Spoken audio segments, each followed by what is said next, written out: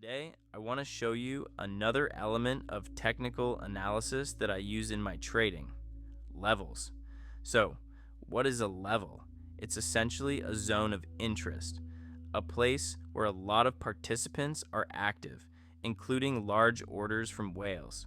A level is never perfectly precise. It's not a single exact price. In reality, limit orders are usually placed either slightly before the level to make sure they get filled, or slightly beyond it to catch a more optimal entry. If you look at the chart, you'll notice something important.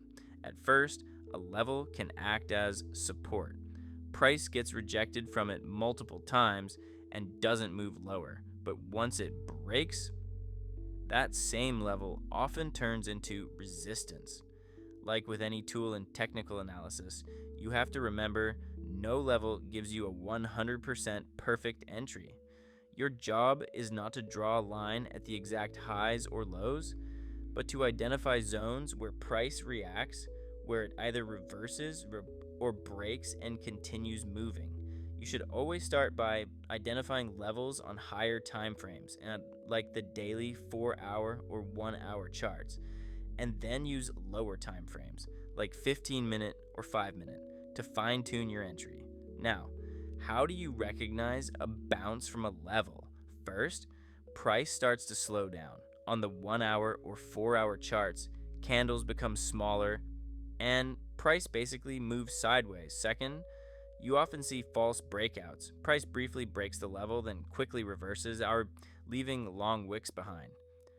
Third, even if a candle closes below the level, if the next candle immediately engulfs it, that level is still holding, and there's still a chance for a bounce. Fourth, volume tends to decrease as price approaches the level. Now let's talk about real breakouts. First, you usually see a strong impulse, often on the 1-hour time frame.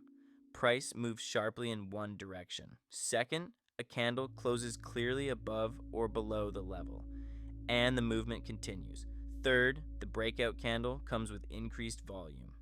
Fourth, after a true breakout, price often comes back to retest that same level, and then continues moving.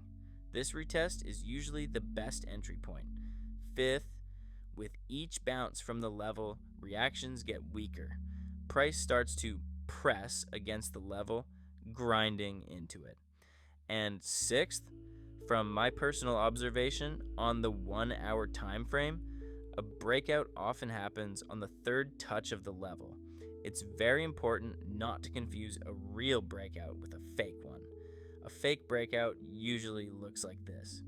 First, within a single 1-hour candle, price sharply breaks the level, but then immediately pulls back, leaving a large wick behind. Second, price approaches the level too quickly. There's no structure, no consolidation, it just rushes into it. Third, volume is low. And fourth, it's often just a liquidity grab. There are a lot of stop orders sitting beyond the level. Price spikes, takes them out, and then reverses. When you're unsure whether it's a real breakout or not, ask yourself a few simple questions. Do we have volume confirmation? Did the candle actually close beyond the level on the time frame you're watching? Is there confluence? Multiple levels or factors aligning? Does the breakout direction match the higher time frame trend? Was there any news or low liquidity involved? Did we get a proper retest after the breakout? If you answer no to 3 or more of these, it's most likely a fake move. Now, what makes a level strong? First, you can clearly see it on higher time frames and then refine it on lower ones. Second, it has a history of reactions. Third, it often has psychological significance, especially in crypto. For example, levels like 50,000, 75,000, or 100,000 on Bitcoin. These round numbers naturally attract attention. And fourth, it usually aligns with the overall trend. I'll show you a simple example in the video, how I personally identify levels and mark them on my chart. You can find this and other presentations in my Telegram channel. That's where I share all my market insights and trades, including both profits and losses. The link is in the description. There's also a QR code on the screen, and you can find it in my profile bio as well.